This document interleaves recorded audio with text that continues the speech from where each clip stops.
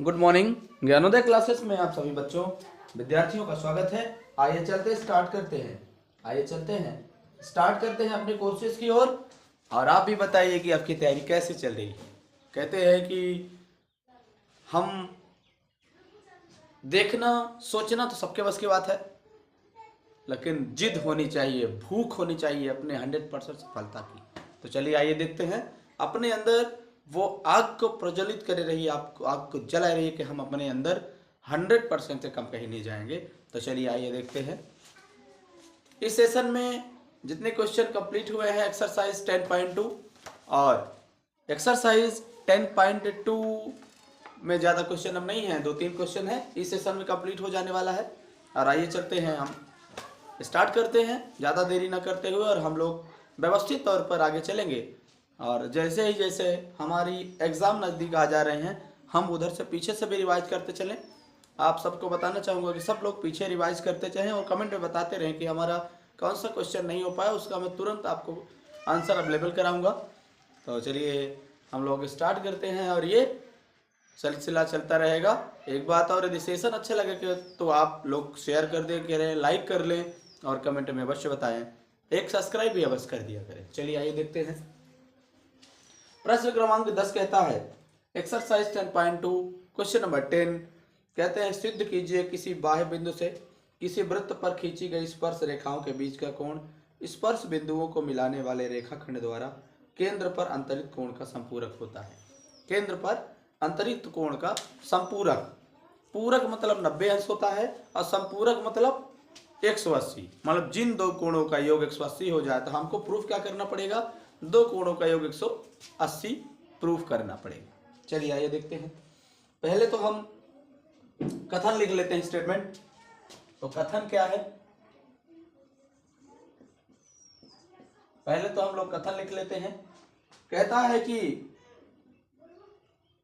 किसी बाह्य बिंदु से किसी वृत्त पर किसी बाह्य बिंदु से किसी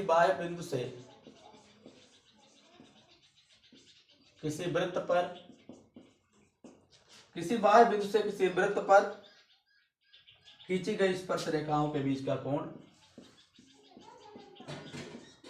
खींची गई स्पर्श रेखाओं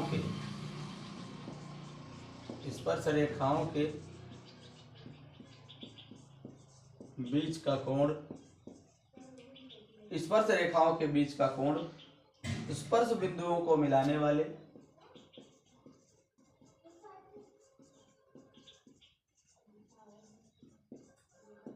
स्पर्श बिंदुओं को मिलाने वाले रेखाखंड द्वारा केंद्र पर रेखाखंड द्वारा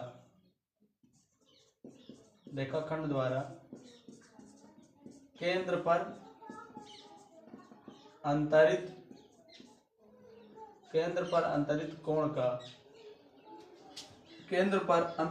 का संपूरक होता है। कोण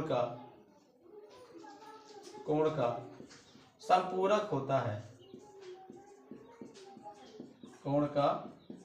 होता है।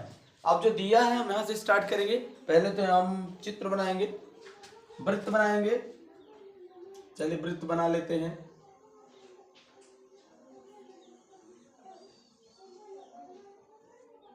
हम लोगों का यह वृत्त हो गया। वृत्त बनाने के तुरंत बाद ही हम स्टार्ट करेंगे।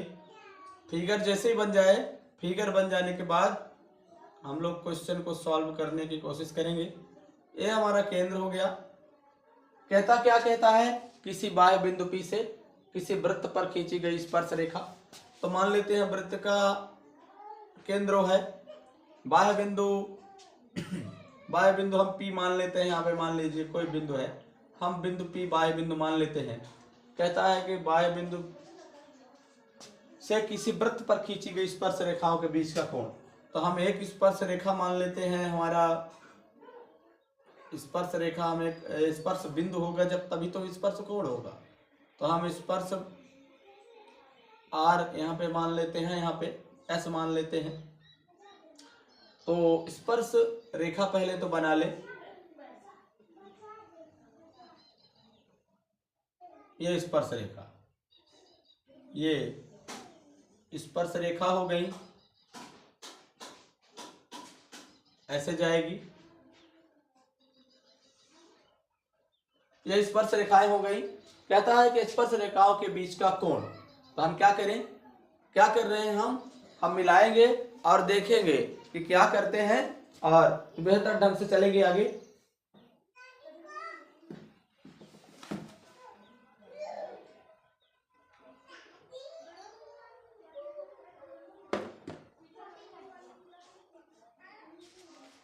तो आगे ही हम स्टार्ट कर रहे हैं। तो क्या करेंगे, हम देखते हैं स्पर्श रेखाओं के बीच का कोण। तो पहले तो हम मिला लेते हैं क्या, केंद्र को स्पर्श रेखा से, केंद्र को स्पर्श रेखा से मिला लेते हैं और हम देखेंगे कि बेहतर ढंग से आगे प्रूफ करते हैं। अब हम लोगों ने चित्र बना लिया, फिगर बना लिया है। तो फिगर के बाद हम लोग स्टार्ट करते हैं कि क्या हम लोग आगे व्यवस्था और बना लेते हैं। तो क्या करेंगे, जो दिया है पहले लिख लेते हैं। दिया है, दिया है, दिया है पहले लिख लेते हैं। दिया क्या है, ओ केंद्र वाला एक वृत्त, ओ केंद्र वाला, ओ केंद्र वाला एक वृत्त है, ओ केंद्र वाला एक वृत्त है जो जिसका बाह्य बिंदु, जिसका बाह्य बिंदु, केंद्र वाला एक वृत्त है जिसका बाह्य बिंदु, जिसका बाह्य बिंदु, ओ केंद्र वाला एक वृत्त है जिसका बाह्य बिंदु P है, जिसका बाह्य बिंदु P है। ओ केंद्र वाला एक वृत्त है जिसका बाह्य बिंदु P है और स्पर्श, दो स्पर्श बिंदु है जिसका बाह्य बिंदु P है और दो स्पर्श बिंदु हैं, स्पर्श बिंदु P R और S है। तो देख लेते हैं। तो हमारे पास क्या है, बिंदु P है, इसमें स्पर्श बिंदु क्या है,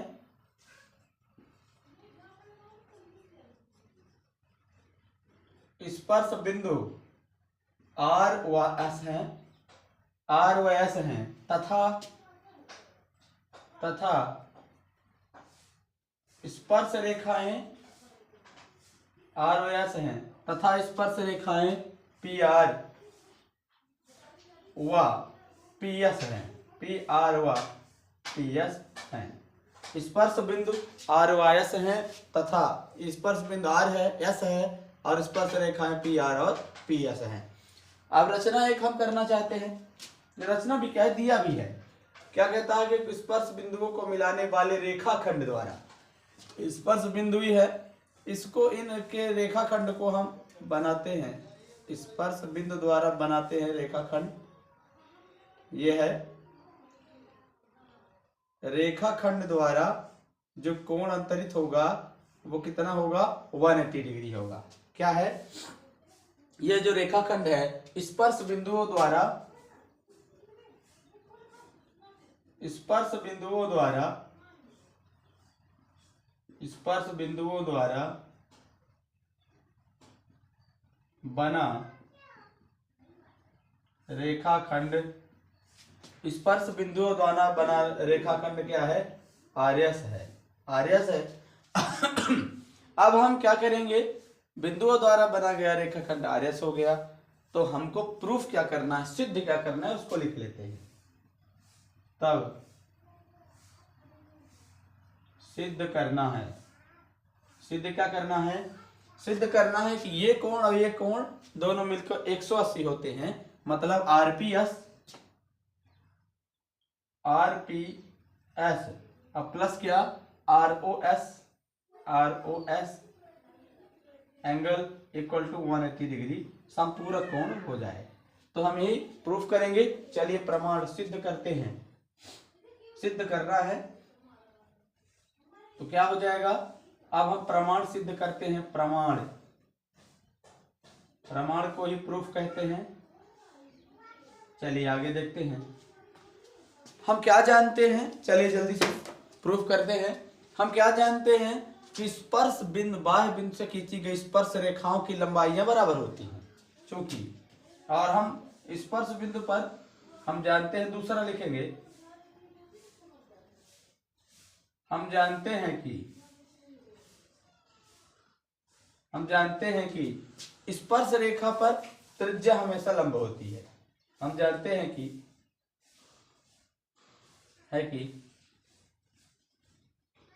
स्पर्श रेखा पर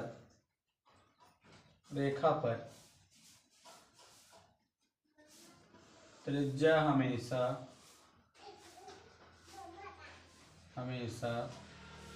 लंब होती है। त्रिज्या क्या होती है? लंब होती है। और जब त्रिज्या लंब होगी तो क्या हो जाएगा? OR लंब है PR पर, OR लंब हो जाएगा PR पर, तथा क्या हो जाएगा? दूसरा हमारा हो जाएगा OS लंब है PS पर, OS लंब है PS पर। ये दोनों हो जाएंगे, और जब हो जाएगा तो ORP, तब हो जाएगा एंगल ORP, मतलब ORP क्या हो जाएगा? 90 डिग्री हो जाएगा, और OSP भी क्या हो जाएगा? 90 डिग्री हो जाएगा, OSP भी 90 डिग्री हो जाएगा। आगे हम क्या देख लेंगे? और जब 90 डिग्री हो गया, ये तो हो गया, लेकिन हम देख रहे हैं कि चतुर्भुज के चारों कोणों का जोड़ कितना होता है? 360 होता है। तो ORPS, तो हम क्या जाने हैं? हम जानते हैं कि चतुर्भुज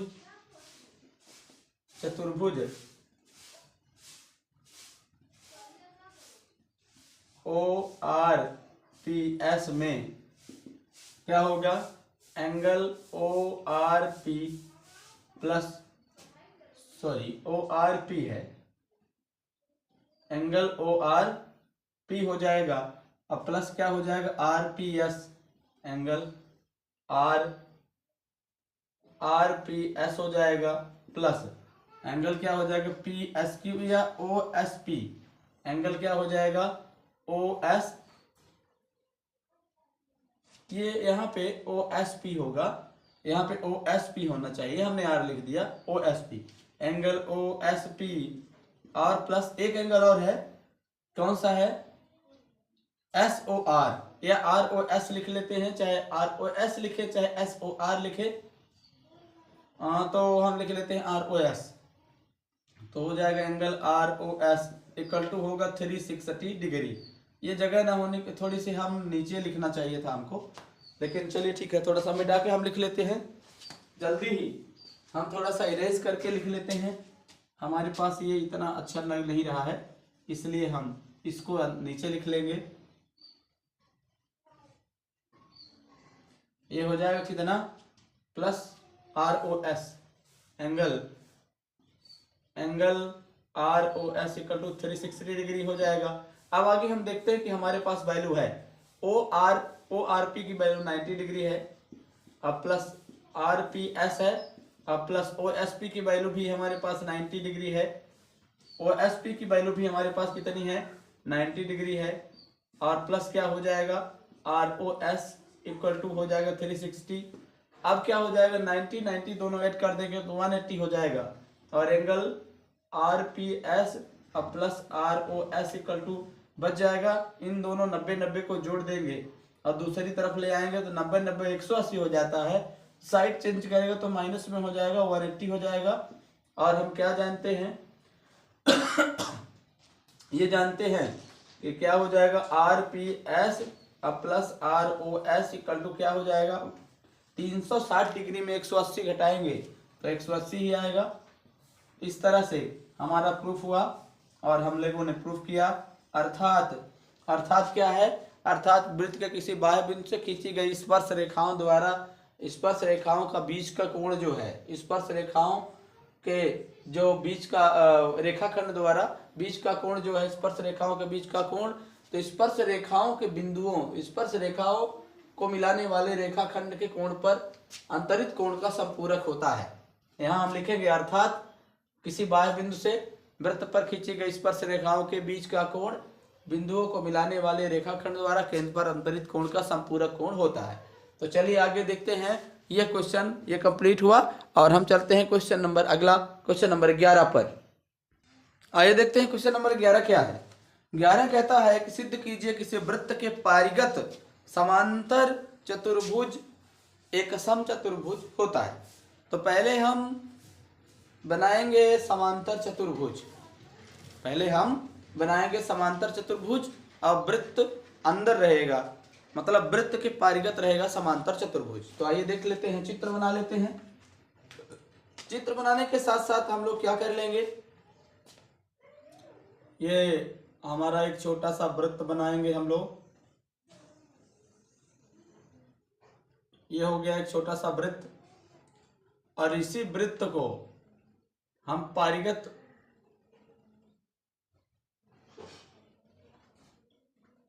क्या बनाएंगे, इसी में समांतर चतुर्भुज बनाएंगे।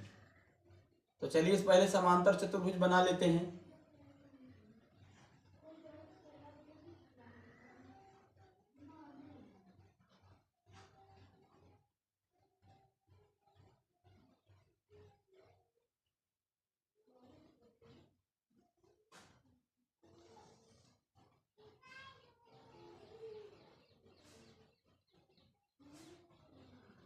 समांतर चतुर्भुज हम लोग बनाएंगे। समांतर चतुर्भुज बनाने के लिए हम थोड़ा सा इसको व्यवस्थित करते हैं, थोड़ा सा व्यवस्थित करेंगे और समांतर चतुर्भुज को हमारे पास जो होता है तो बेहतर होता है। समांतर चतुर्भुज को हम एक व्यवस्थित ढंग दे सकते हैं। तो चलिए आइए देख लेते हैं। ये हमारा चतुर्भुज हो गया। हम ऐसी तिरछी लाइन होती है,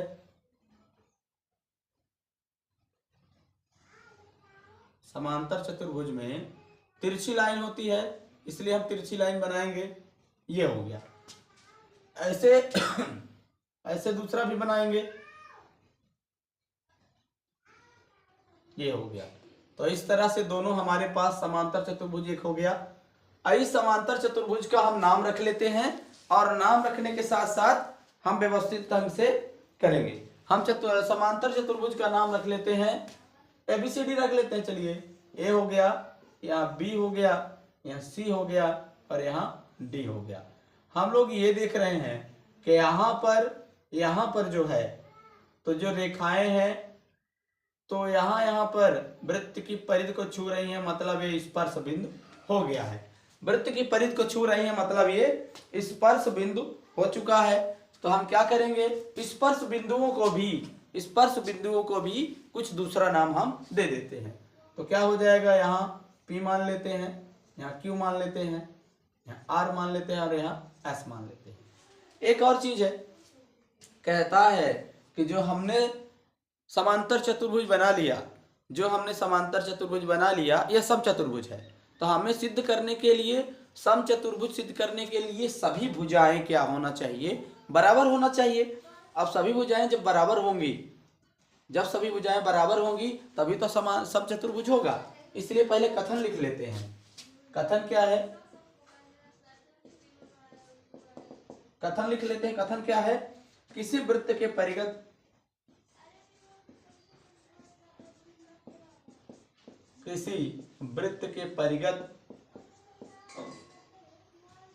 समांतर चतुर्भुज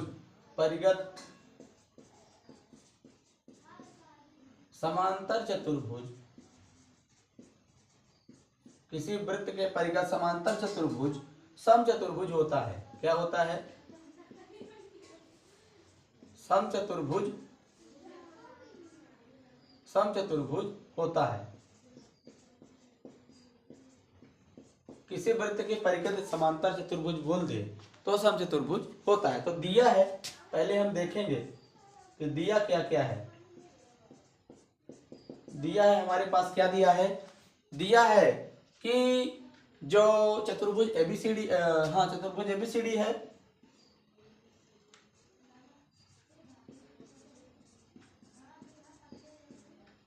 चतुर्भुज ABCD एक समांतर चतुर्भुज है।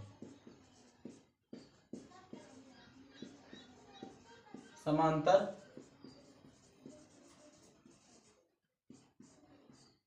चतुर्भुज है। अब हम देखिए समांतर चतुर्भुज है, इसलिए इसमें होता क्या है, क्वालिटी क्या होती है, समांतर चतुर्भुज होता है। अब इसके अलावा हम यहीं पे लिख देते हैं, समांतर चतुर्भुज सिद्ध करना है, पहले लिख लेते हैं फिर आगे लिखते हैं। सिद्ध करना है,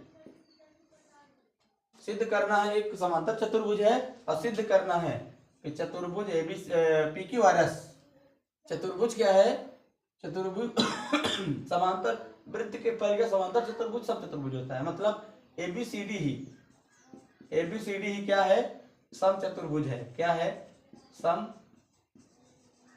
चतुर्भुज है। सम चतुर्भुज है अर्थात क्या है, सम चतुर्भुज है अर्थात क्या है, ए बी बराबर बी सी बराबर सी डी बराबर डी ए, ये हमें प्रूफ करना है, तभी ना सम चतुर्भुज कहलाएगा। इसलिए आगे हम करते हैं। अब हम प्रूफ करेंगे, प्रमाण सिद्ध करेंगे क्या होता है, ये हो जाएगा। अब हम प्रमाण लिखेंगे, इसका प्रूफ सिद्ध करेंगे। तो प्रमाण मतलब प्रूफ होता है, किसी चीज का प्रूफ हम कर दें तो उसकी व्यवस्था हो जाती है। चलिए आइए देखते हैं, हम स्टार्ट करेंगे क्या, हम प्रूफ से स्टार्ट करेंगे, है ना। तो आइए हम देख लेते हैं आगे चल के कि क्या करना है। तो हम स्टार्ट करेंगे इसमें, चूंकि हमारा स्टार्ट करते हैं, चूंकि एबीसीडी एक समांतर चतुर्भुज है, चूंकि चतुर्भुज एबीसीडी एक समांतर चतुर्भुज है, समांतर चतुर्भुज एबीसीडी एक समांतर चतुर्भुज है। और जब समांतर चतुर्भुज है तो क्या होगा, इसलिए क्या हो जाएगा, जो आमने सामने की भुजा बराबर होगी, ए बी बराबर सी डी, ए बी बराबर क्या हो जाएगा सी डी, समीकरण नंबर 1 दे देते हैं इसको। और क्या हो जाएगा, ए बी बराबर सी डी हो गया, और क्या बी सी बराबर ए डी हो जाएगा। क्या हो गया, तथा तथा तथा BC बराबर AD, BC बराबर AD समीकरण नंबर 2 दे देते हैं। अब हम क्या जानते हैं, हम ये जानते हैं कि जो बाह्य बिंदु से स्पर्श रेखाएं होती हैं, बाह्य बिंदु से एक ही वृत्त पर खींची गई स्पर्श रेखाएं बराबर होती है, हम देख रहे हैं। तो कहां से स्टार्ट कर ले, D से स्टार्ट कर ले। तो क्या है, चूंकि हम जानते हैं कि बाह्य बिंदु से खींची गई स्पर्श रेखाएं बाह्य बिंदु से खींची गई स्पर्श रेखाएं बराबर होती हैं, बाह्य बिंदु से खींची गई रेखाएं स्पर्श रेखाएं बराबर होती हैं, बाह्य बिंदु से खींची गई स्पर्श रेखाएं बराबर होती हैं, अर्थात क्या हो जाएगा, डी आर बराबर डी एस, डी आर बराबर क्या हो जाएगा, डी आर बराबर डी एस हो जाएगा, डी आर बराबर डी एस हो जाएगा। फिर क्या हो जाएगा, समीकरण 3 दे देते हैं इसको, और फिर क्या हो जाएगा, डी आर बराबर डी एस हो गया। अब क्या करें, सी आर बराबर क्या हो जाएगा, सी आर बराबर हो जाएगा सी क्यू, सी आर बराबर क्या हो जाएगा, सी क्यू हो जाएगा, सी आर बराबर सी क्यू, ये हो जाएगा समीकरण नंबर 4। ये सी आर बराबर सी क्यू हो जाएगा। फिर क्या हो जाएगा, बी क्यू बराबर बी पी हो जाएगा। फिर क्या हो जाएगा, अब यही एक नियम लगा के हम बार बार ये नहीं लिख रहे हैं कि ये स्पर्श रेखाएं डी आर और डी एस स्पर्श रेखाएं इसलिए बराबर होती, इकट्ठा हम लिख दिया है कि बाह्य बिंदु से खींची गई एक ही वृत्त पर बाह्य बिंदु से खींची गई स्पर्श रेखाएं आपस में बराबर होती हैं, तो वही हम कर रहे हैं। सी आर बराबर सी क्यू हो गया, तो बी क्यू बराबर बीपी हो जाएगा, ये हो जाएगा बी क्यू बराबर हो जाएगा बीपी, और फिर 5 नंबर ही हो गया, और ये क्या हो जाएगा, एपी बराबर एएस हो जाएगा, AP बराबर AS हो जाएगा। ये समीकरण नंबर 6 हो जाएगा। तो हम देख रहे हैं कि स्पर्श रेखा, हम एक बार फिर देख लेते हैं, ये जो D से स्पर्श D बाह्य बिंदु है, यहाँ पे इतना लिख सकते हैं कि D बाह्य बिंदु है। तो यहाँ से हम इसका कर सकते हैं, यहाँ पे C बाह्य बिंदु है, यहाँ B बाह्य बिंदु है, यहाँ A बाह्य बिंदु है। तो क्या हो जाएगा, D बाह्य बिंदु है तो DR इक्वल टू DS हो जाएगा। C बाह्य बिंदु है तो CR इक्वल टू CQ हो जाएगा। B बाह्य बिंदु है तो BQ इक्वल टू BP हो जाएगा। और A बाह्य बिंदु है तो AP इक्वल टू AS हो जाएगा। इस तरह से हम कर लेंगे। अब हम देखते हैं कि हमारे पास क्या है। हमारे पास इतना व्यवस्थित चीज है,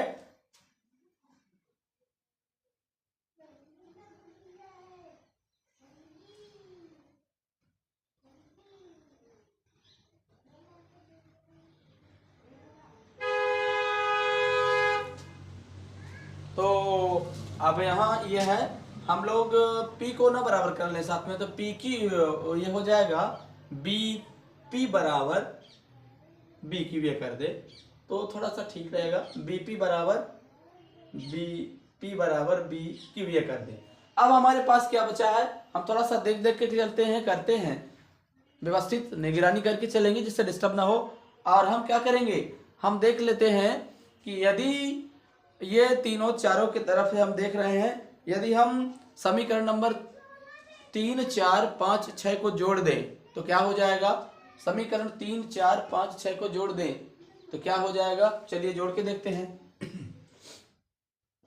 समीकरण 3 प्लस समीकरण 4 प्लस समीकरण 5 प्लस समीकरण 6 जोड़ देते हैं।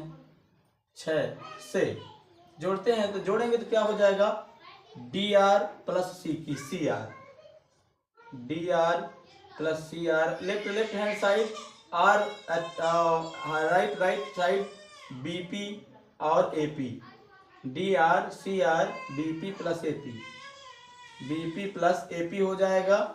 अब इसका RHS जोड़ लेते हैं, DS हो जाएगा, CQ हो जाएगा, प्लस BQ हो जाएगा और प्लस AS हो जाएगा। इस तरह से हम कर लिए। अब यहाँ देखेंगे कि क्या क्या हम कर सकते हैं। dr हमारे पास कहाँ है, dr CR को हम क्या लिख सकते हैं, dr प्लस CR को हम क्या लिख सकते हैं, यहाँ हम ब्रैकेट में कर लेते हैं। dr प्लस CR को हम CD लिख सकते हैं। BP और AP को क्या लिख सकते हैं, BP और AP को क्या लिख सकते हैं, AB लिख सकते हैं। BP और AP को AB लिख सकते हैं। DS CQ को क्या लिख सकते हैं, DS और CQ। तो हमारे पास इसको बदला करेंगे, DS और प्लस AS हमको चाहिए, तो यहाँ हम आगे कर लेंगे। तो क्या हो जाएगा, यहाँ हम क्या कर लेंगे, इकट्ठा हम ब्रैकेट लगा दें, फिर भी हम इकट्ठा इसको एक बार लिख लेते हैं। dr प्लस CR हो जाएगा और प्लस हो जाएगा BP प्लस AP हो जाएगा। आगे हम क्या करेंगे, DS प्लस AS करेंगे, DS और AS इकट्ठा हम कर लेते हैं, प्लस में है तो। और आगे क्या करेंगे, CQ plus BQ plus CQ कर सकते हैं। अब हमारे पास इकट्ठा ऐसे ब्रैकेट बना सकते हैं इनका, और देखेंगे कि हमारे पास चित्र में व्यवस्थित ढंग से बना हुआ है। इसको हमको चित्र से देख करके कर लेना है, बस हो गया। तो हमारे पास dr plus CR equal to क्या है, dr plus CR equal to CD है, CD हो जाएगा। और प्लस क्या हो जाएगा, BP plus AP equal to हो जाएगा AB हो जाएगा इक्वल टू क्या होगा, DS plus AS equal to क्या होगा, AD हो जाएगा। और CQ plus BQ equal to क्या हो जाएगा, CQ प्लस BQ ये है BC है। तो हम इसको देख लेंगे। आगे हम देख लेते हैं AB प्लस CD कर लेते हैं, और BC प्लस AD कर लेते हैं, AD प्लस BC भी ठीक है, AD प्लस BC ठीक है। हम यहाँ देखेंगे थोड़ा और व्यवस्थित करेंगे।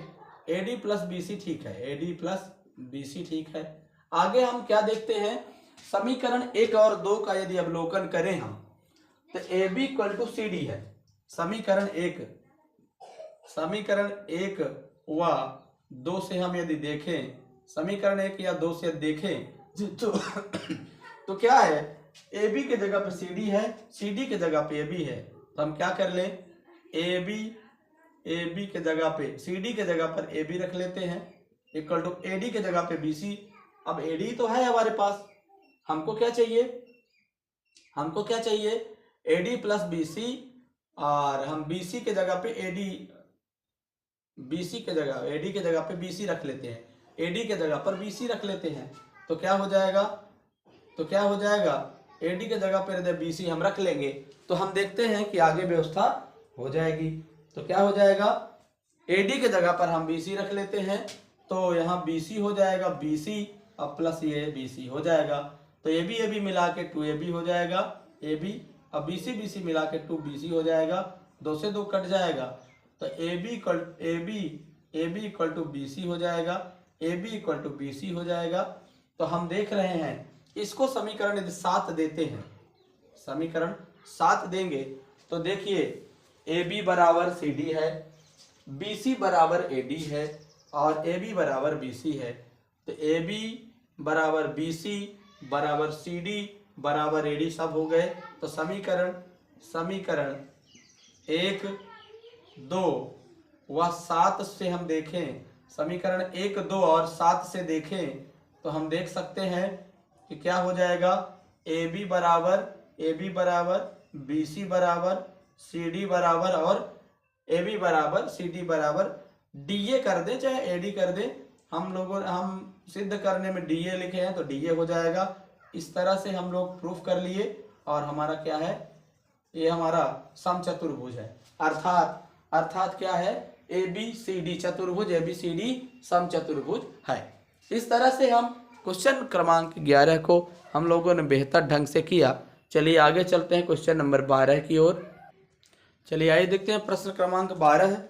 तो प्रश्न क्रमांक 12 में हम लोग देख रहे हैं कि चित्र बना हुआ है, फिगर बना हुआ है, तो उसी फिगर को हम लोग ड्रा करते हैं और आगे चलते हैं।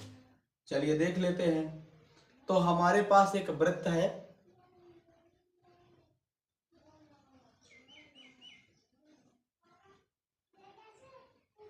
इस वृत्त का ये फिगर बना हुआ है, आगे हम देखते हैं।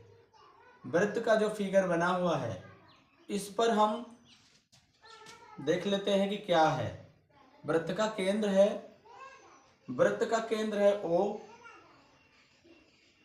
वृत्त का केंद्र O है और O से परिधि पर एक बिंदु D है, परिधि पर एक बिंदु D है, यह D हो गया। और इसी बिंदु D से एक वृत्त पर खींचा गया है एक त्रिभुज,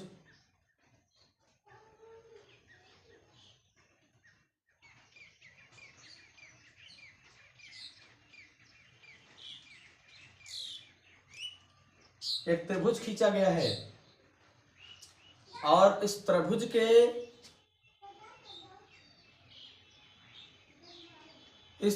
के साथ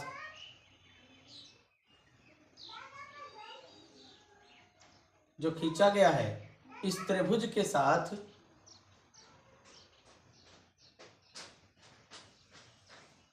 ये जो त्रिभुज बना, तो हम लोग उस बने हुए त्रिभुज को बेहतर ढंग से देख पा रहे हैं और यहाँ पर नाप लिखा हुआ है। प्रश्न एक बार मैं पढ़ देता हूँ। 4 सेंटीमीटर त्रिज्या वाले एक वृत्त के परिगत, 4 सेंटीमीटर त्रिज्या वाले एक वृत्त के परिगत एक त्रिभुज ABC का इस प्रकार खींचा गया है कि रेखाखंड BD और DC की लंबाइयाँ क्रमशः BD और DC की लंबाइयाँ क्रमशः 8 सेंटीमीटर और 6 सेंटीमीटर है। भुजाएं AB और AC ज्ञात कीजिए। भुजाएं AB और AC हमें ज्ञात करना है। जो दिया है उसको हम लिख लेते हैं।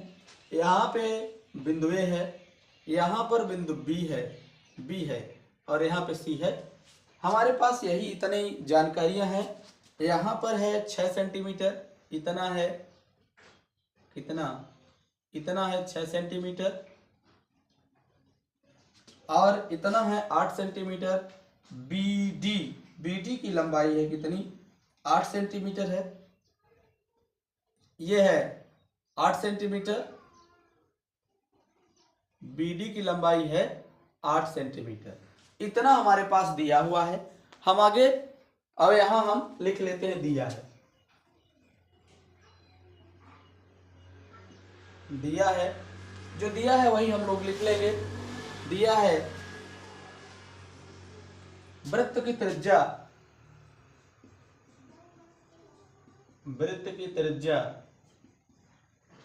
R बराबर 4 सेंटीमीटर, और BD और CD, BD और CD,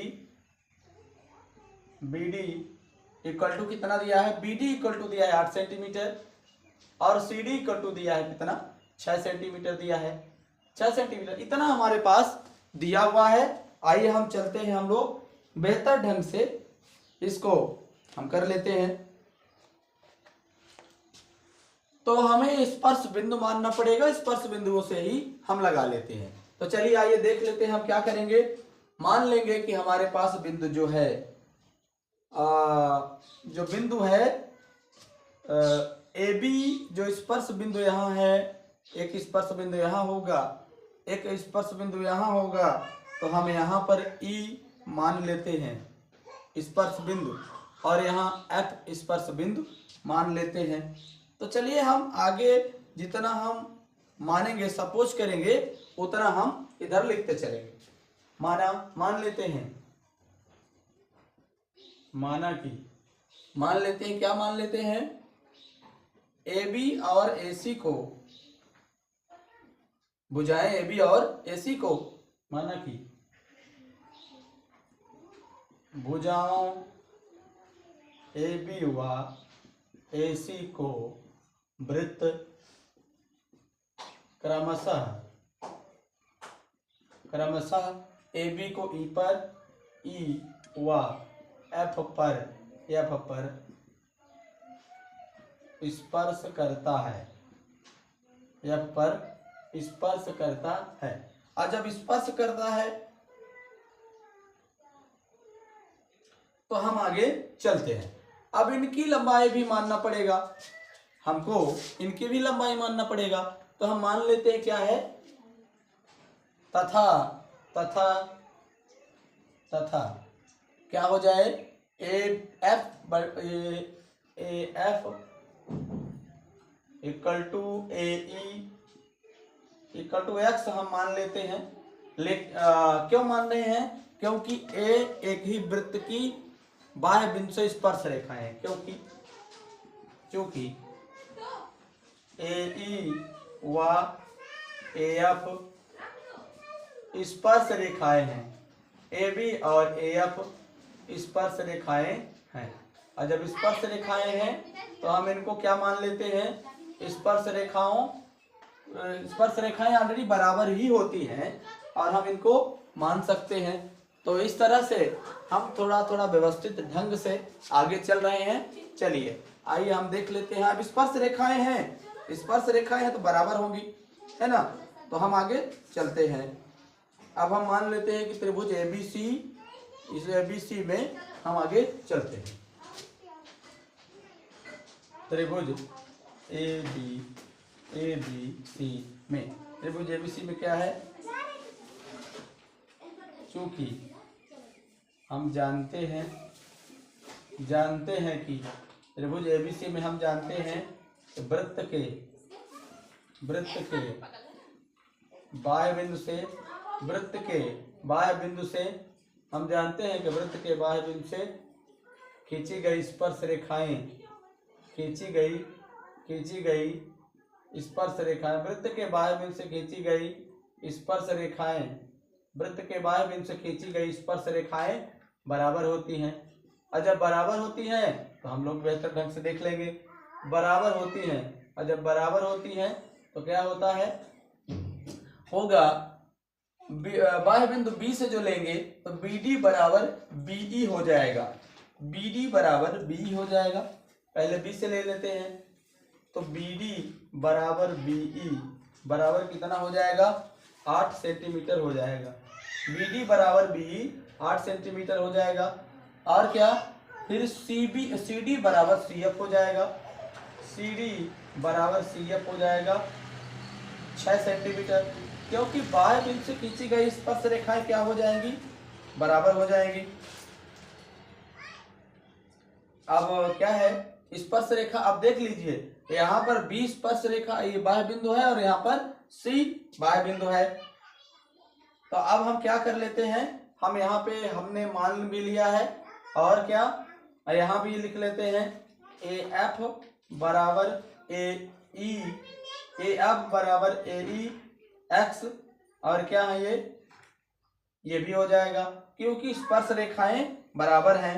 अब हम क्या कर लेंगे, हम देख लेते हैं कि क्या हो जाएगा। अब हम यहाँ देखते हैं कि जो भुजाएं हैं हमारी, यदि हम AB का मान निकालें, AB का मान निकालेंगे तो AE प्लस EB होगा। AC का मान निकालेंगे तो AE AF प्लस CF होगा। इस तरह से हम देखते रहेंगे। और हमारे पास जो 6 है ये, और यदि हम BC का मान निकालें, BC का मान निकालें तो CD अब प्लस BD हो जाएगा। तो हम कोशिश कर रहे हैं कि त्रिभुज का परिमाप निकालें, हेरोन के सूत्र से हम फाइंड करने की कोशिश कर रहे हैं। तो हम चलते हैं, हम देखेंगे, क्या देख लेते हैं कि हम यहाँ पर देख लेते हैं कि AB BC और CA का मान ज्ञात कर लेते हैं।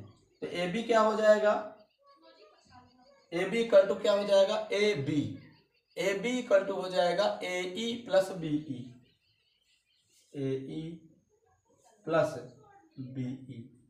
तो AE प्लस BE यदि करेंगे तो AE का मान हमारे पास कितना है, हम यहाँ पे लिख लेते हैं कि क्या होगा, यहाँ पे लिख लेते हैं, यहाँ x है, यहाँ भी x है, और यहाँ क्या है 8 है सेंटीमीटर, यहाँ भी, यहाँ इतनी लंबाइयाँ हम लोग लिख लेते हैं। जो इतने सेंटीमीटर मान लिया है, जितना हमने मान लिया है उतना लिखेंगे और आगे चलेंगे। ये है, ये सेंटीमीटर में है, और ये 6 है, 6 सेंटीमीटर है, तो इतनी लंबाई है भी हो गई है। तो हमारे पास दिख रहा है AB इक्वल टू कितना कर लेंगे, x प्लस x, AE का मान है x, AE का मान है x, और क्या है BE का मान है 8, तो x प्लस 8 हो जाएगा। AB हो गया। अब BC निकाल लेते हैं, AB चाहे CA निकाल लें, CA निकाल लेते हैं, अभी BC में डिजिट है तो CA निकालेंगे तो क्या हो जाएगा AF plus CF, AF plus CF हो जाएगा। तो AF की का हमारे पास मान x है और CF का मान है 6, तो इस तरह x प्लस 6 हो जाएगा। आगे हम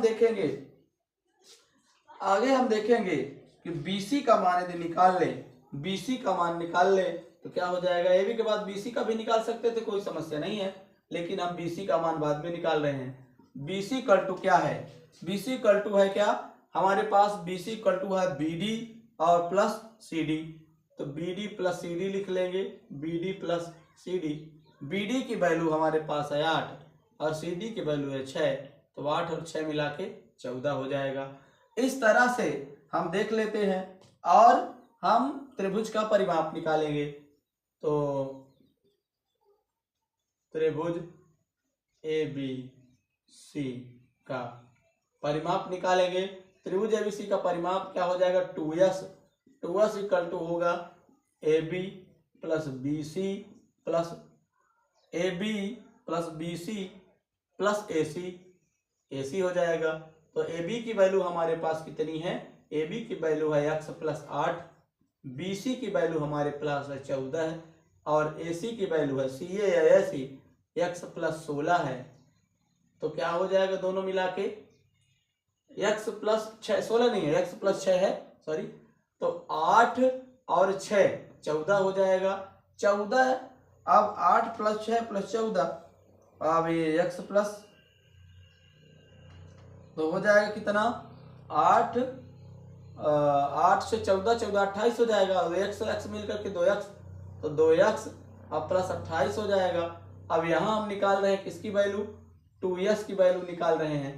तो s इक्वल टू क्या हो जाएगा, s इक्वल टू हो जाएगा 2x अपान 2 अब प्लस 28 अपान 2, 28/2 हो जाएगा।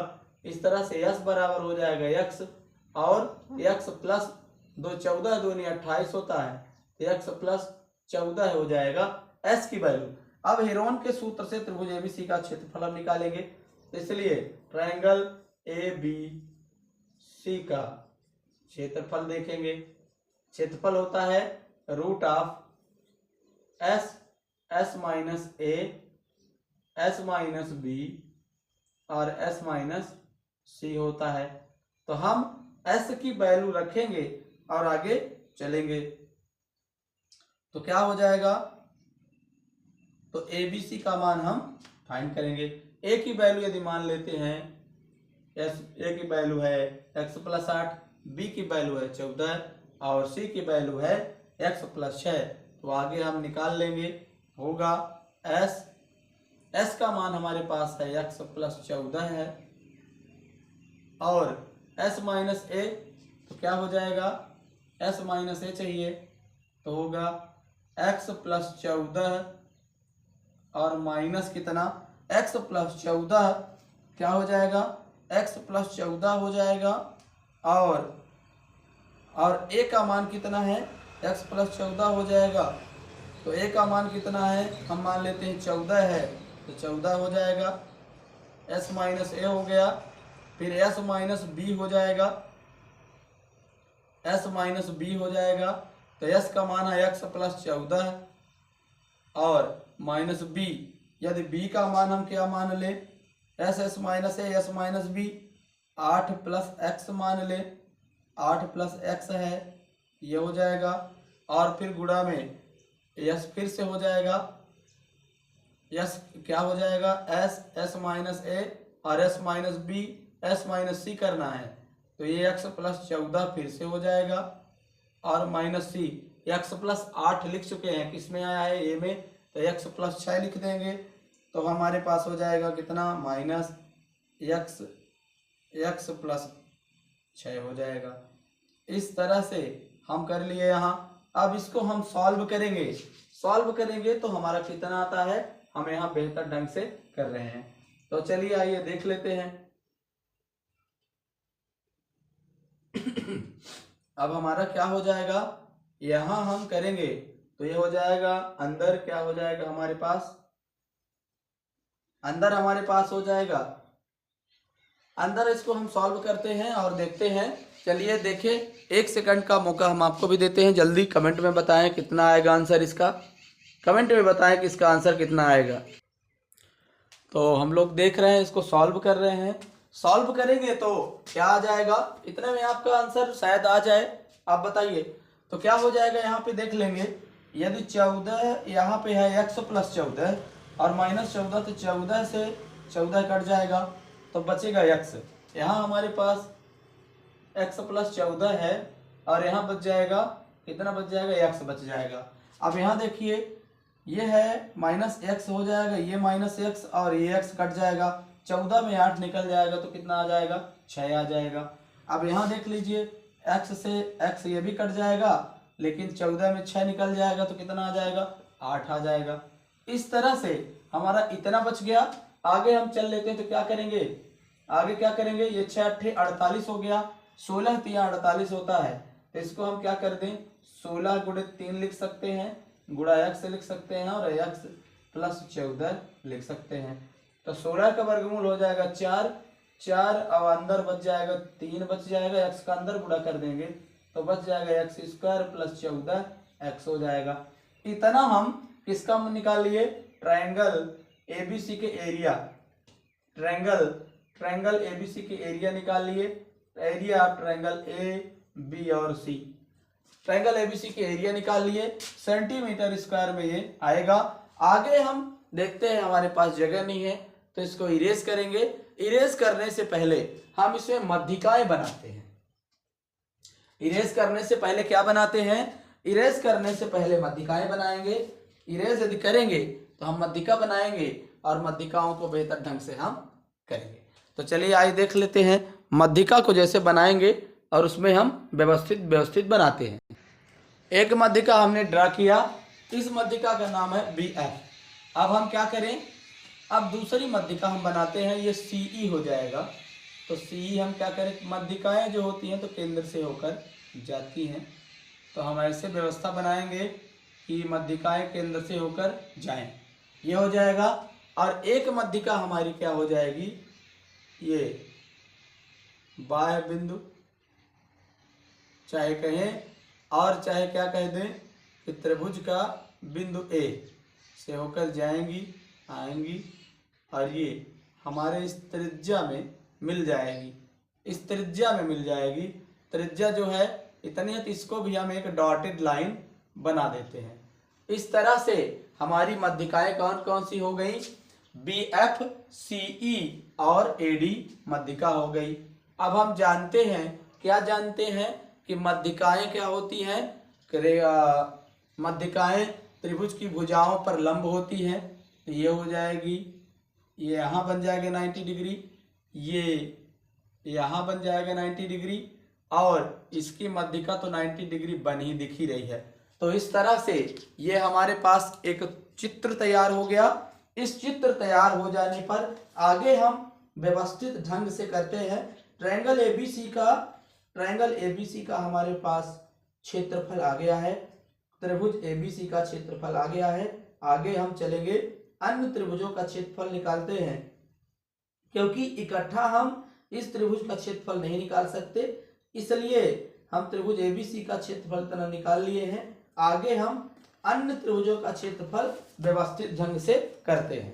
तो चलिए आइए देखते हैं इस त्रिभुज का क्षेत्रफल हम कैसे सॉल्व करते हैं। इससे पहले हम ये सब चीजें इरेज करेंगे, जो हमें जरूरत पड़ेगी, जो चीज हमें जरूरत पड़ेगी आप वीडियो के रिवाइंड करके देख सकते हैं।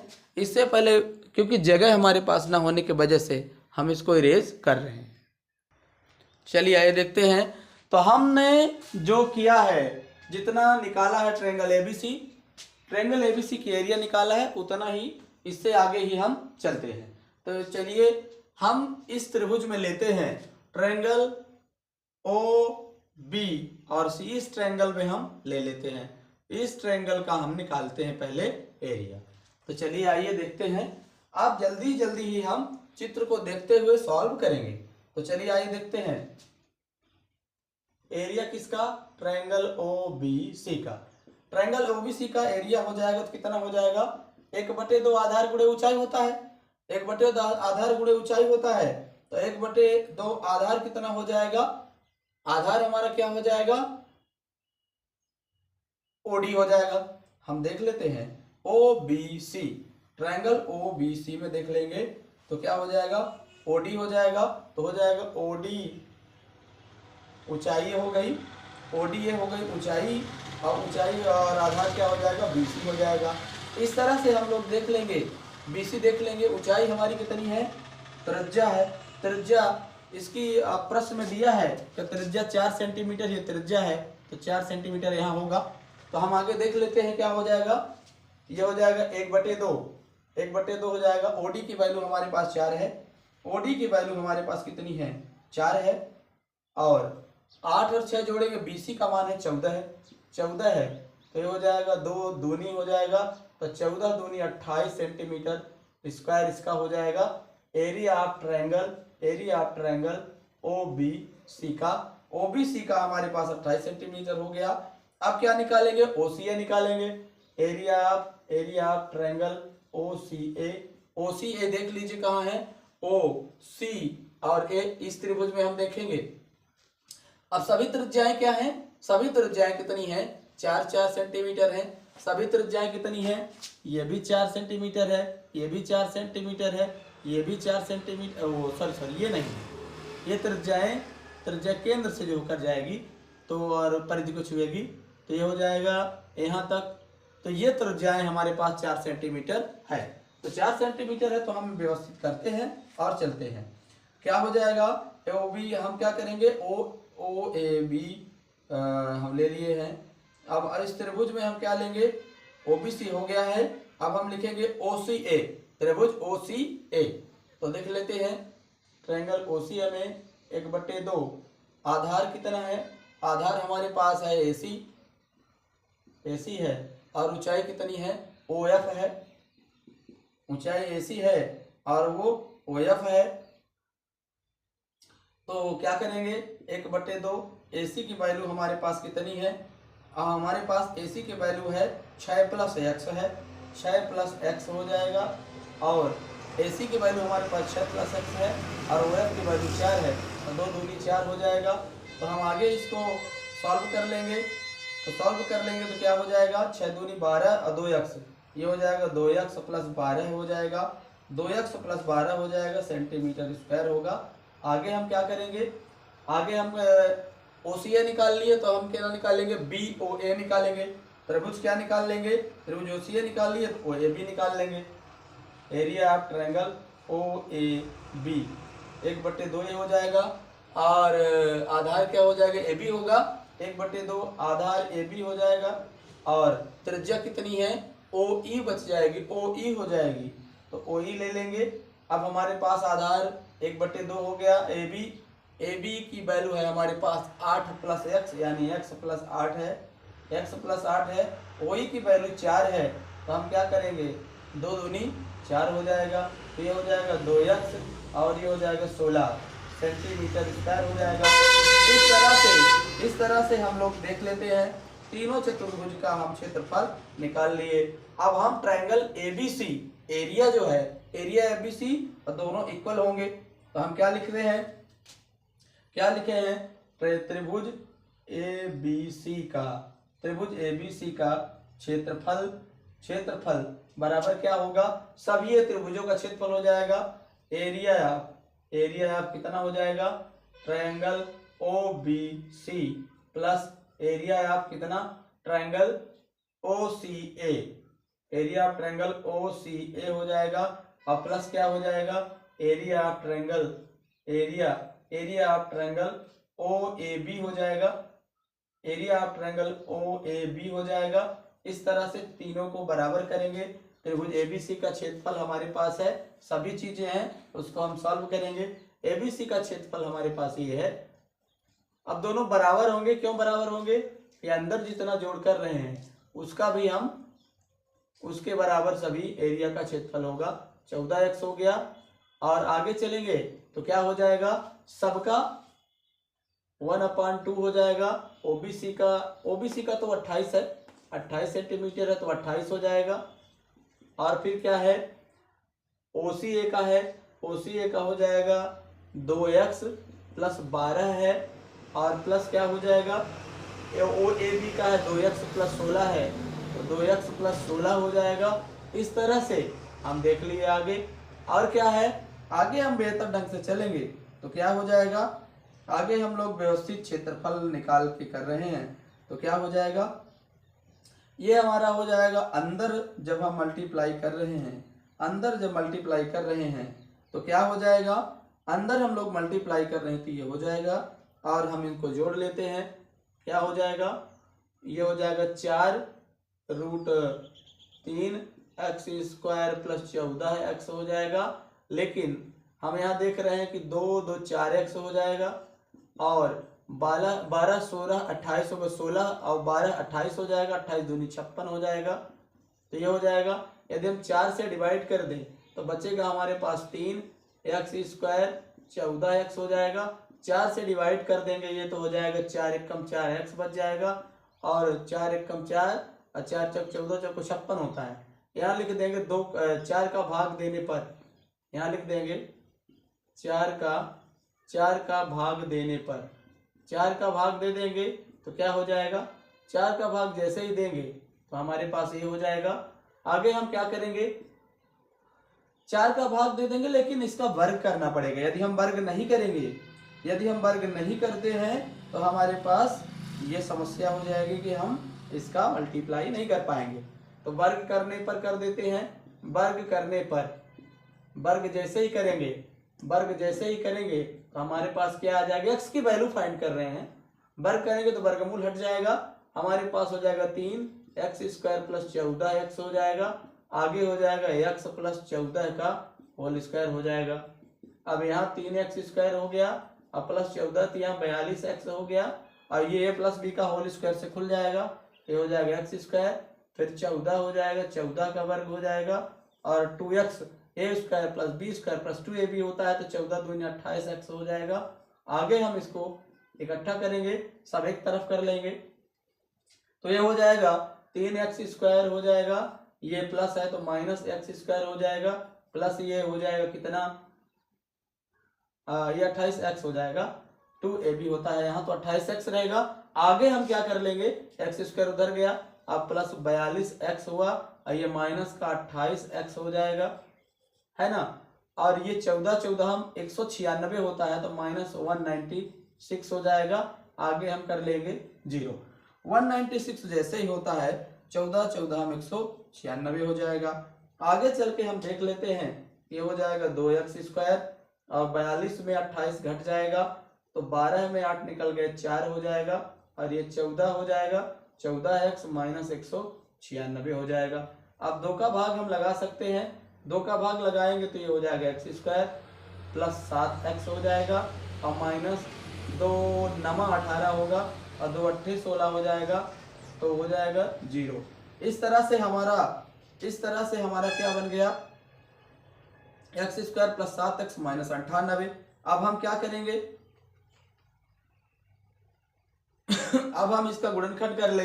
हम 2 संख्याएं ढूंढें कि गुणा करने पर 98 आ जाए, 2 संख्याएं ढूंढ लें कि गुणा करने पर 98 आ जाए, और घटा दे तो 7 आ जाए, तो ये क्या हो जाएगा, x² प्लस 14 - 7 लिख देते हैं, तो 14x हो जाएगा, -7x हो जाएगा, 14 7 98 होगा, 14 में 7 निकाल देंगे 7 आ जाएगा, -14 × 7 इसको लिख देते हैं, = 0 हो जाएगा। अब कॉमन हम ले लेंगे तो x यहाँ कॉमन होगा, तो x + 14 होगा, और माइनस यहाँ 7 कॉमन हो जाएगा, तो माइनस और का 7 दोनों कॉमन हो जाएंगे, तो x + 14 हो जाएगा, = 0। अब जब x + 14 यहाँ हो गया, x + 14 हो गया, तो x - 7 होगा, यहाँ पर क्या हो जाएगा, x - 7 हो जाएगा, = 0 हो जाएगा। अब हम 0 = x की वैल्यू निकालना चाह रहे हैं, तो क्या हो जाएगा, x + 14 = 0 हो जाएगा, व x - 7 = कितना हो जाएगा, x - 7 = 0 हो जाएगा। x = क्या हो जाएगा, -14, व x = हो जाएगा 7। हम जानते हैं कि त्रिभुज की भुजा ऋणात्मक नहीं होती, तो इसको छोड़ देंगे, 14 को छोड़ने पर तो आ जाएगा, अर्थात x = 7 हो जाएगा।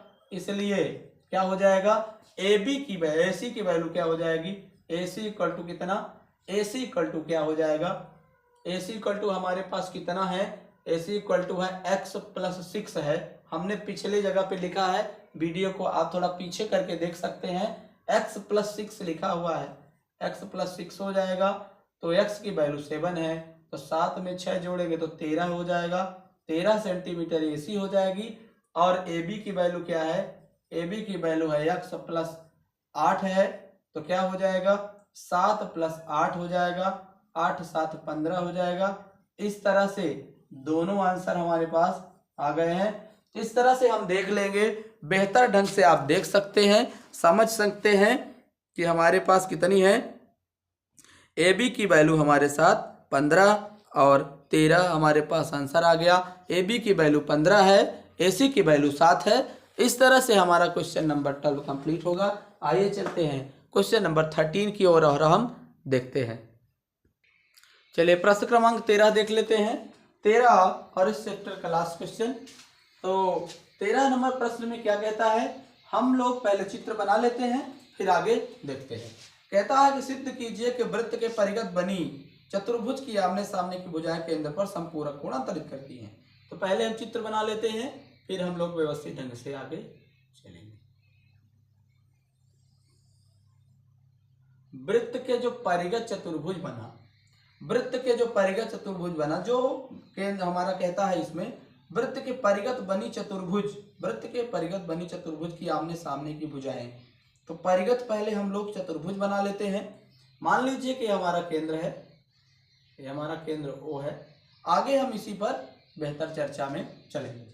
तो परिगत एक चतुर्भुज बना लेते हैं। ABCD कोई चतुर्भुज नहीं बताया, हम किसी तरह का बना लेते हैं। हम चतुर्भुज एक बना लेते हैं और हम बेहतर ढंग से बनाएंगे। तो चलिए आइए एक हम चतुर्भुज बना लेते हैं। स्पर्श रेखा पर बना चतुर्भुज है, यह है, इसी पर हम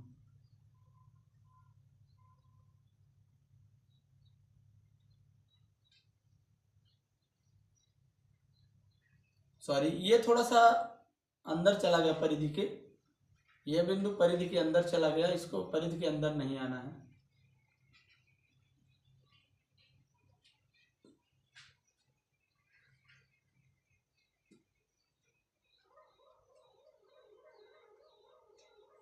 ये हो गया। हम बेहतर ढंग से इन चीजों को पढ़ने की कोशिश करेंगे।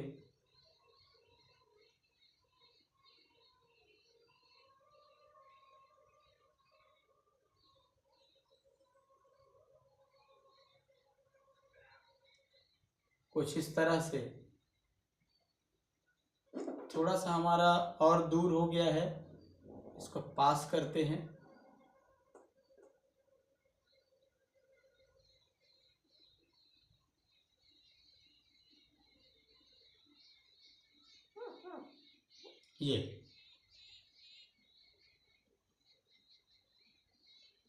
ये हो जाएगा। तो हम बना लेते हैं, इसका नाम हम दे देते हैं ABCD।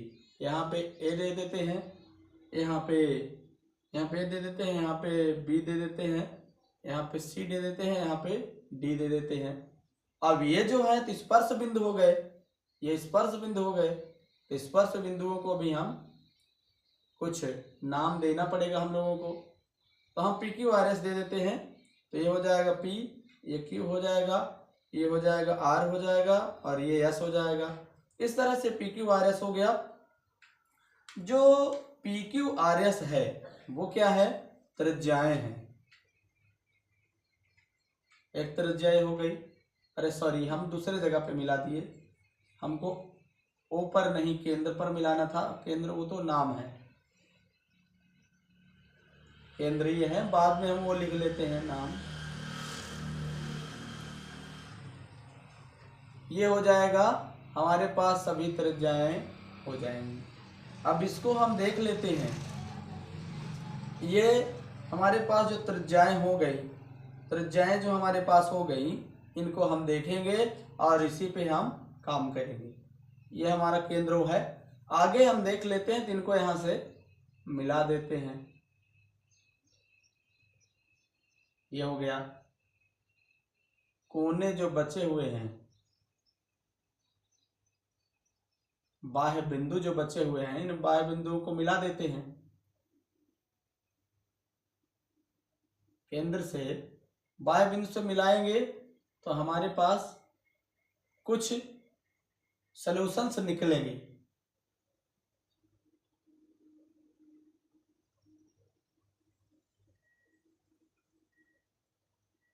ऐसे ही मिला लेंगे,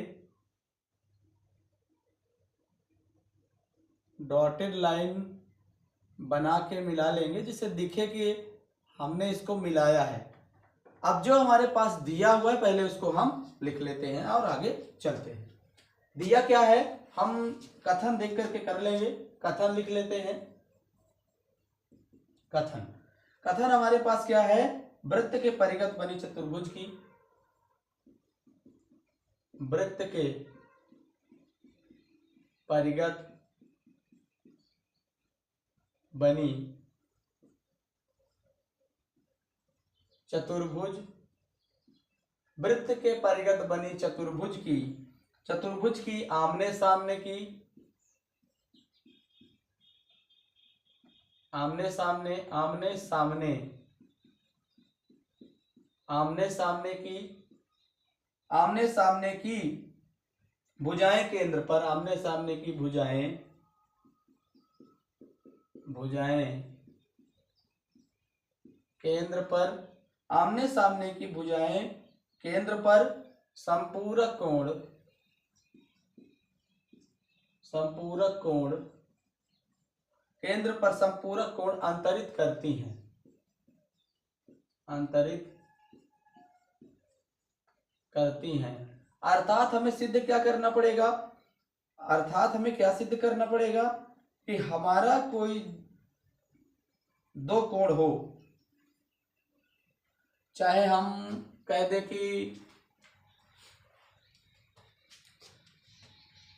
हमारा कोई कोण ये हो, चाहे ये कोण हो AOB, AOB C और COD हो जाए, ये दोनों कोण संपूरक हो जाए, चाहे हमारा कोण BOC और AOD हो जाए, तो हम इस तरह प्रकार से करेंगे। हम कोण AOB और COD इनको हम संपूरक सिद्ध करेंगे। तो सिद्ध करना है, सिद्ध करना है हम देखेंगे। तो हम क्या कर लेंगे, संपूरक कोण हमारे पास सिद्ध करना है, तो हम क्या लिख देंगे, AOB plus COD, AOB plus COD equal to 180। संपूरक कोण को 180 कहते हैं, इतना हमें सिद्ध करना है। AOB दिख गया आपको और COD दिख गया होगा, इन्हीं के जोड़ को हम 180 प्रूफ करेंगे। तो चलिए आइए देख लेते हैं। त्रिभुज कौन सा, OAP, इस वाले में यहाँ देख लेते हैं। त्रिभुज OAP में देख लेते हैं और OAS में देख लेते हैं। हम आगे चलते हैं। प्रूफ हम निकालेंगे, प्रमाण अपना, प्रमाण यानी प्रूफ स्टार्ट करेंगे। ये जो प्रूफ है तो हम प्रूफ दे देते हैं तो ठीक हो जाता है। त्रिभुज OAP व त्रिभुज OAS में कर देते हैं। OPS में देख लेते हैं। OP और OS त्रिज्याएं हैं। OP बराबर OS त्रिज्याएं बराबर होंगी, त्रिज्याएं हैं। और क्या, OA बराबर OA दोनों कॉमन है। OA इक्वल टू OA उभयनिष्ठ है।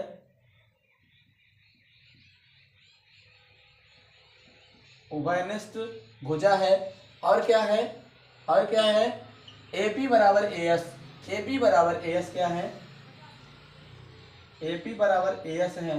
AP बराबर AS क्या है, एक ही बाह्य बिंदु से स्पर्श रेखा है, एक ही बाह्य बिंदु से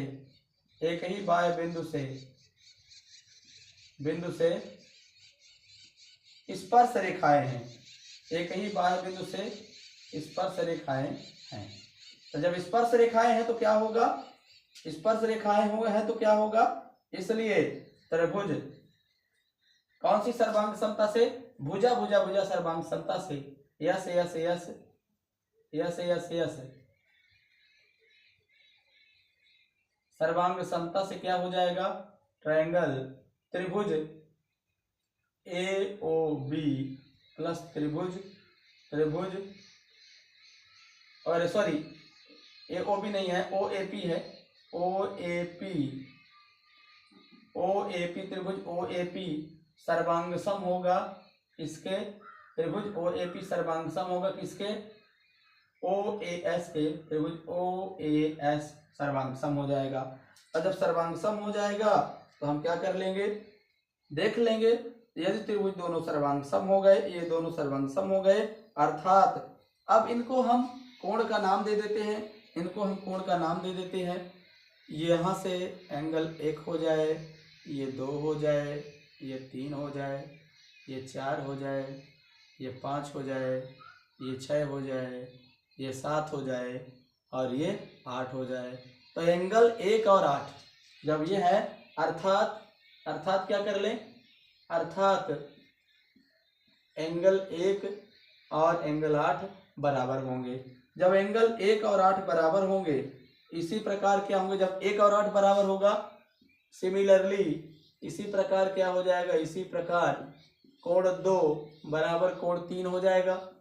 माने ये दोनों कोण आपस में बराबर होते जाएंगे, 2 बराबर 3 होगा, एंगल 4 बराबर एंगल 5 हो जाएगा, एंगल 6 बराबर एंगल 7 हो जाएगा, इसी प्रकार सब हो जाएंगे। तो जब ये हो जाएंगे, अब हम क्या जानते हैं, केंद्र पर बना सभी कोणों का जोड़ 360 होता है। चूंकि हम जानते हैं कि केंद्र पर बने सभी कोणों का योग, केंद्र पर बने सभी कोणों का योग 360 अंश होता है। 360 अंश होता है तो क्या हो जाएगा, सभी एंगल को हम जोड़ लेंगे। एंगल 1 हो जाए, एंगल 2 हो जाए, एंगल 3 हो जाए, एंगल 4 हो जाए, एंगल 5 हो जाए, एंगल 6 हो जाए, एंगल 7 हो जाए और एंगल 8 हो जाए, सबका जोड़ 360 डिग्री होगा। सबका जोड़ 360 डिग्री होगा।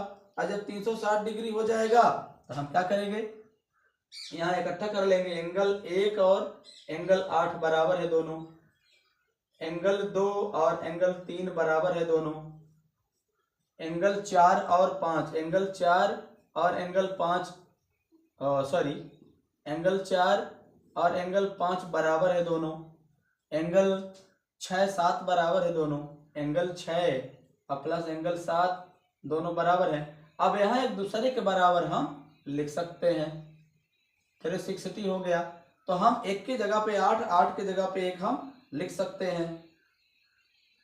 तो हम क्या कर लें, एंगल 8 के जगह पे क्या लिख दें, 8 की जगह पे 1 लिख देते हैं। तो हो जाएगा यहाँ एंगल 1 प्लस एंगल 1 हो जाएगा, यहाँ हो जाएगा प्लस एंगल 2 और प्लस एंगल 2 हो जाएगा, ये भी हो जाएगा। हम इसके जगह पे बराबर में लिख रहे हैं क्योंकि 2 बराबर 3 है, तो 3 के जगह पे हम 2 रख सकते हैं इस तरह से।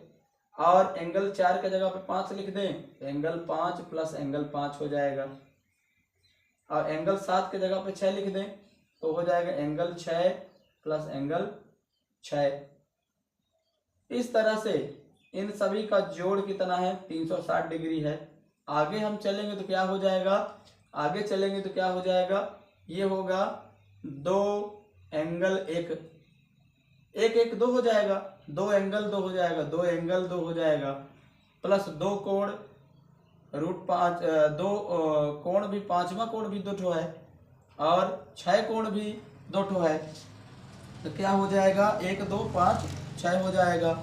और ये 2 यहाँ 2 लिखना चाहिए था, तो 2 एंगल ये 6 हो जाएगा, इक्वल टू 360 डिग्री हो जाएगा। इस तरह से आगे क्या करेंगे, 2 सब में कॉमन है तो 2 भाग उधर लगा देंगे तो हो जाएगा angle 1 plus angle 2 plus angle 5 plus angle 6 equal to 360। और ये कॉमन लेके, सभी से 2 कॉमन लेके नीचे कर रहे हैं तो 2 हो जाएगा। तो इस तरह से हो जाएगा। इस तरह से हमारे पास क्या हो जाएगा, इस तरह से हमारे पास हो जाएगा कितना, एंगल 2 प्लस एंगल 5 प्लस 6, इतना हमारे पास हो जाएगा कितना। हम क्या कर लेंगे, इन दोनों का जोड़ हम कितना कर लेंगे, एंगल 2 ये और ये, एंगल 1 और 2 कितना है, एंगल 1 और 2 कितना है, AOB है। एंगल 5 और 6 कितना है, एंगल 5 और 6 COD है। तो क्या कर लेंगे, 1 और 2 की जगह पे लिख लेंगे एंगल कितना, AOB लिख लेंगे। और 5 6 की जगह पे क्या लिख लेंगे, COD लिख लेंगे। एंगल क्या हो जाएगा, COD हो जाएगा। इस प्लस में है, ये दोनों प्लस में है तो क्या हो जाएगा, प्लस हो जाएगा। और 360 में 2 का भाग लगाएंगे तो 180 हो जाएगा। और 180 को क्या कहते हैं, संपूरक कहते हैं। इस तरह से हमारा ये प्रूफ हुआ। और हम इसी प्रकार दूसरा भी कर सकते हैं, इसी प्रकार दूसरा भी प्रूफ कर सकते हैं। AOD BOC था, है ना, तो हम क्या कर सकते हैं, हम कर सकते हैं कि COA और ये सब हम प्रूफ कर, इसी प्रकार कैसे कर सकते हैं, कोण BOC भी कर सकते हैं। और क्या कर सकते हैं, DOA, इसका भी जोड़ 180 हो सकता है। कौन कौन से, तो इसको हम बता देते हैं। BOC क्या है, एंगल BOC है। और वही एंगल हम क्या कर देंगे, DOA है, DOA है, ये एंगल ये और एंगल ये। इसी प्रकार से हम प्रूव कर सकते हैं। अर्थात क्या हो जाएगा, अर्थात हो जाएगा वृत्त के परिगत बनी चतुर्भुज की आमने सामने की भुजाएं केंद्र पर संपूरक कोण अंतरित करती हैं। सेशन अच्छा लगा हो तो लाइक करें, अपने दोस्तों तक शेयर करें और कमेंट में अवश्य बताएं। चलिए मिलते हैं नेक्स्ट सेशन में नई ऊर्जा के साथ, नई एनर्जी के साथ। अब आज से एक्सरसाइज चैप्टर 10 आपका कंप्लीट होता है। आप देखते रहिए, अच्छी तैयारी करते रहिए। मिलते हैं नई वीडियो में नए उत्साह के साथ, नए एनर्जी के साथ और नए उत्साह के साथ। चलिए आइए मिलते हैं नेक्स्ट सेशन में। जय हिंद, जय भारत, जय मध्य प्रदेश, जय एमपी बोर्ड।